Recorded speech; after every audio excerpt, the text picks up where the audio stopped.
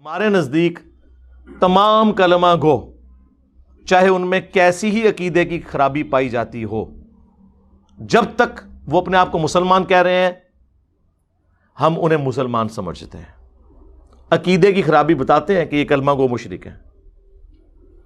کلمہ گو مشرک سے بھی بڑی چیز کلمہ گو کافر ہیں، لیکن ان کا بھی صحابہ کرام نے احترام کیا ہے۔ صحیح بخاری میں آتا ہے عبداللہ بن عمر جو کہ چند فقیہ صحابہ میں سے ہیں، بخاری مسلم میں الفاظ ہیں عبداللہ ابن عمر رجل صالح، نیک مرد عبداللہ ابن عمر۔ اور یہ تین عبداللہ نام کے بندے صحابہ میں موسٹ سمجھ لیں انٹلیکچوئل اور فقیہ اصحاب تھے۔ نمبر 1 عبداللہ ابن مسعود، نمبر 2 عبداللہ ابن عمر، اور نمبر 3 عبداللہ ابن عباس رضی اللہ عنہم اجمعین وعلیہم السلام اجمعین۔ ان میں سے ایک عبداللہ بن عمر، بخاری میں امام بخاری خوارج والے چیپٹر میں لے کے آئے ہیں اس حدیث کی ہیڈنگ کے اوپر کہ عبداللہ بن عمر مخلوق میں سب سے بدترین خوارج کو شمار کرتے تھے، کیونکہ وہ کافروں والی آیات مسلمانوں کے اوپر لگایا کرتے تھے۔ اور مسلمان کون؟ صحابہ اکرام۔ عبداللہ بن عمر خوارج کو بدترین مخلوق کیوں شمار کرتے تھے؟ کہ وہ صحابہ اکرام کو کافر کہا کرتے تھے۔ تو خوارج ہو گئے کلمہ گو کافر،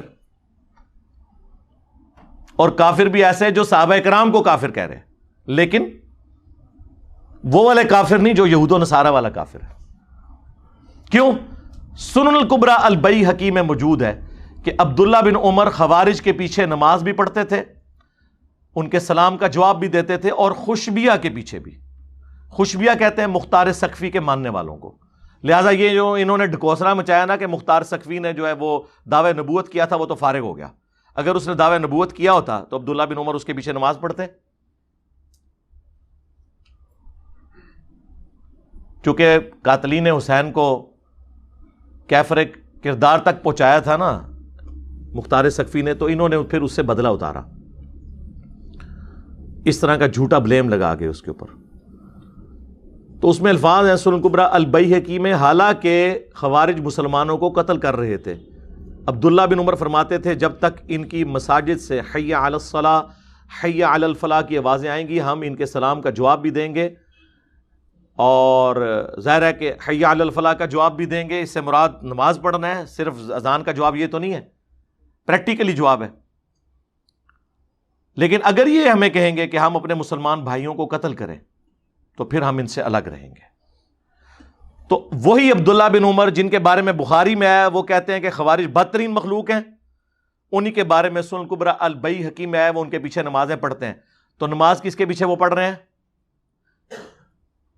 کلمہ گو کافروں کے پیچھے، جو صحابہ اکرام کو اس زمانے میں کافر کہتے تھے، اور عام صحابی نہیں، مولا علی علیہ السلام کو۔ آج اگر کوئی صحابہ اکرام کے بارے میں بکواس کرتا ہے تو آپ اس کی علمی اصلاح کریں بجائے اسے کافر کہنے کے۔ یہی سبق ملا نا اس سے، اور کیا ملا؟ مولا علی سے پوچھ لیں، المصنف ابن ابی شیبہ میں مولا علی سے پوچھا گیا یہ خوارج کیا یہ کافر ہیں؟ انہوں نے فرمایا یہ کافر نہیں ہے، یہ کفر ہی سے تو بھاگے ہیں، انہیں یہ گمان ہوا کہ میں کافر ہو گیا ہوں تو مجھ سے دور بھاگے ہیں، تو یہ کافر کیسے ہو سکتے ہیں؟ ایڈا جگرا ہے کسی دا، اے مولا علی دا ہی جگرا ہے کہ مولا علی کو جو کافر کہہ رہے ہیں، مولا علی کہہ رہے ہیں کہ یہ مجھے جو کافر سمجھ رہے ہیں نا، تو یہ دلیل ہے اس بات کی یہ کفر سے نفرت کرتے ہیں کہ مجھے بھی نہیں انہوں نے چھوڑا۔ انہوں نے تو بخاری مسلم کی حدیث فٹ نہیں کی کہ جس نے مسلمان کو کہا کافر تو کفر اس کی طرف لوٹ جائے گا۔ انہیں پتا تھا یہ تعویل کی غلطی کی وجہ سے کہہ رہے ہیں۔ آج بھی اگر کسی صحابی کو کوئی کافر تعویل کی غلطی کی وجہ سے کہتا ہے تو کفر اس کی طرف نہیں لوٹے گا، اور اگر جان بوجھ کے کہتا ہے سمجھتے ہوئے کہ وہ مسلمان تھا، وہ تو صحابہ کو تو چھوڑ دیں، آج بھی کسی ایک عام مسلمان کو بھی کوئی کافر کہہ دے تو وہ کافر ہو جائے گا۔ اس مسئلے کو سمجھیں۔ میری بعض لوگوں نے بات چالی کہ جی آپ نے کہا تھا حضرت ابوبکر کی صحابیت کا انکار کرنے والا جو ہے وہ کافر ہے، اور دوسری طرف آپ کہتے ہیں کوئی گالی دے تو وہ کافر نہیں، ان کو کافر بھی کہے تو کافر نہیں۔ یہ علمی بحثیں ہیں بھائی، بخاری مسلم دونوں میں حدیث ہے۔ ابن ابی بلتہ نے نبی علیہ السلام کی جب مخبری کر دی تھی، کافروں کو بتا دیا کہ حضور مکے پہ چڑھائی کرنے والے ہیں، نبی علیہ السلام کو اللہ نے وحی کے ذریعے بتایا، مولا علی کو بھیجا، انہوں نے اس عورت کے جوڑے سے وہ خط برآمد کیا، اور جب وہ خط آیا نبی علیہ السلام کی بارگاہ میں، حضرت عمر نے کہا یا رسول اللہ اجازت دیں میں اس منافق کا گلا کاٹ دوں جس نے آپ کے ساتھ یہ غداری کی ہے۔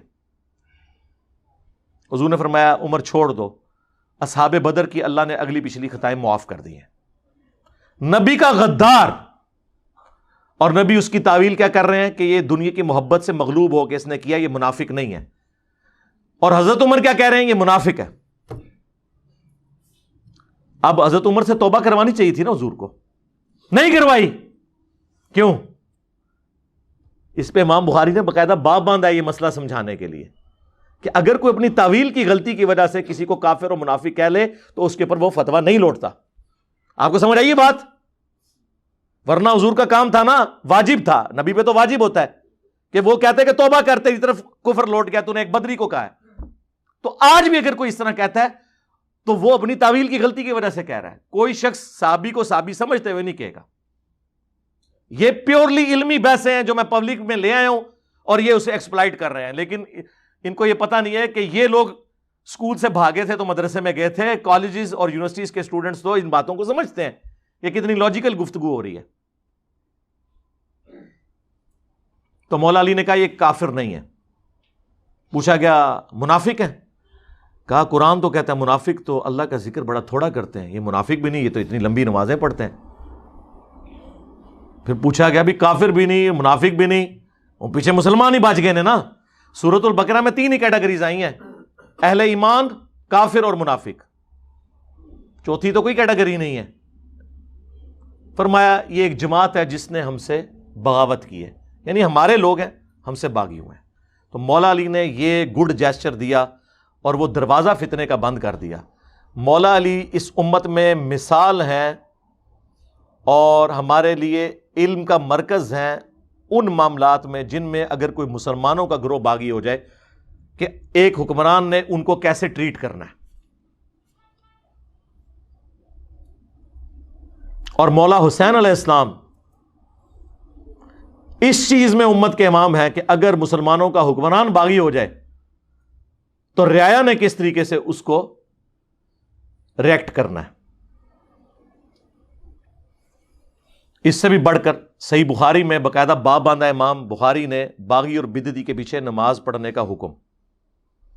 پہلے تو 694 نمبر پہ حدیث لے کے آئے امام بخاری کہ نبی علیہ السلام نے کہا کہ عنقریب ایسے امام آئیں گے جو تمہیں غلط نمازیں پڑھائیں گے، تم ان کے پیچھے نماز پڑھ لینا، ان کی غلطی کا وبال ان پر ہوگا۔ اسی لیے تو میں کہتا ہوں کہ مجھے کوئی حدیث بتائیں، کوئی حدیث بتائیں جس میں یہ آتا ہو کہ فلاں کے پیچھے نماز ہوتی ہے فلاں کے پیچھے نہیں ہوتی۔ یہ ٹاپک سے آپ کو حدیث خالی نظر آئیں گی، صحابہ کرام کے فتوے نظر آئیں گے، وہ بھی نماز پڑھنے کے حق میں خلاف کوئی بھی نہیں نظر آئے گا۔ یہ سارے مولویوں کے لکھے ہوئے فتوے ہیں۔ اور 695 پہ جس پہ باب باندھا امام بخاری نے کہ باغی اور بدعتی کے پیچھے نماز پڑھنا درست ہے، حضرت عثمان ابن عفان رضی اللہ تعالیٰ عنہ خلیفہ راشد ان کا فتویٰ لے کے آئے کہ جب انہیں بلوائیوں نے محصور کر دیا، ایک صحابی کہتے ہیں میں حاضر ہوا کہ حضرت ہمارے امام تو آپ ہیں، یعنی حکمران بھی آپ ہیں، اور مسجد نبوی کی امامت بھی حکمران کرواتا تھا، مسجد پر فتنے کے امام کا قبضہ ہے، ہمیں خطرہ ہے کہ اس کے پیچھے نماز پڑھی تو ہم گناہ میں مبتلا نہ ہو جائیں، آپ بتائیں آپ ہمیں کیا حکم دیتے ہیں کہ ہم گھر میں نماز پڑھ لیں یا اس کے پیچھے پڑھیں؟ تو حضرت عثمان نے کہا کہ نیکی کے کاموں میں ان کا ساتھ دو، کیونکہ مسلمانوں میں اجتماعی نیکی کا کام ایک باجماعت نماز ہی تو ہے، نیکی کے کاموں میں ان کا ساتھ دو اور برائی میں ان سے الگ رہو۔ اس سے امام بخاری نے رزلٹ نکالا کہ خلیفہ راشد نے ہمیں یہ کہا ہے کہ باغی اور بدعتی کے پیچھے نماز پڑھنا درست ہے، اور دیوبندی اور بریلوی اور اہل حدیث جو آپ کو دھوکہ دیتے تھے نا کہ وہ یہودی مارنے کے لیے آئے تھے، تو اس کا مطلب ہے حضرت عثمان یہ بھی سمجھتے تھے کہ یہودی جو ان کے نزدیک یہودی تھے ان کے پیچھے نماز پڑھنا درست ہے۔ ہوں دسو کیا کرو گے؟ ماننا پڑے گا کہ مسلمان تھے، ہاں اہل بدعت تھے، خلیفہ راشد کے خلاف انہوں نے بغاوت کی، سب کچھ تھے، لیکن خلیفہ راشد کا آپ ٹیمپرامنٹ دیکھیں کیا ہے، وہ کہہ رہے ہیں نماز ان کے پیچھے ہو جائے گی، یعنی وہ کہتے تھے مجھ سے اختلاف کرنے کا مطلب یہ تو نہیں ہے کہ اسلام سے نکل گئے، نماز ان کے پیچھے ہوگی۔ اس کے بعد کوئی ہمیں لا کے کہ جی وہ فلانے امام نے یہ کہا کہ فلانے کے پیچھے نماز نہیں ہوتی، وہ اپنے مامیاں دے فتوے اپنے کول رکھو، مامو پارٹی سانو نہ کوئی فتوا دسو، ہم فتوا آپ کو بتا رہے ہیں عبداللہ بن عمر کا، اس سے بڑھ کر مولا علی کا اور حضرت عثمان کا، تو آڈے بابے تے امام تے شاہی کوئی نہیں سوری شاہی کوئی نہیں، ان کے مقابلے پہ ہم تو شاہی کوئی نہیں، ویسے اسی بھی بڑی شاہ ہوں تھوڑے بابیاں دے مقابلے ہاں کہانی کرا کے گئے سن۔ علیکم بسنتی و سنت الخلفاء الراشدین المہدیین، جامعہ ترمذی میں، سنن ابی داؤد میں، مشکات کے اندر بھی حدیث موجود ہے کہ تم پر میری سنت اور میرے خلفاء راشدین ہدایت یافتہ کی سنت لازم ہے، تو انہوں نے تو کبھی اس طرح انڈورس نہیں کیا۔ تو یہ ساری کی ساری چیزیں ہیں، یہ وہ دین ہے جو کتابوں میں ہے، اس لیے ہم کہتے ہیں کہ مرنے سے پہلے اے مسلمان کر لے اس پہ غور، کتابوں کا خدا اور ہے، بابوں کا خدا اور، یعنی بابے بھی اسی خدا کو مانتے ہیں لیکن ان کوالٹیز کے ساتھ نہیں جو وحی میں آئی ہیں۔ اور جب تو یہ غور کرے گا تو تیرے اندر سے آواز اٹھے گی، کیا کہ نہ میں وابی نہ میں بابی، میں ہوں مسلم، علمی کتابیں۔ اور جب یہ آواز گلی گلی سے آئے گی نا تو انشاءاللہ تعالیٰ آپ سمجھ لیں کہ فرقوں کی دکانیں بند، the damage has been done, ہو گیا نا۔ صلو علی محمد و آل محمد، اللہم صلی علی محمد وعلی آل محمد واصحاب محمد وازواج محمد وامت محمد اجمعین الی یوم الدین، آمین۔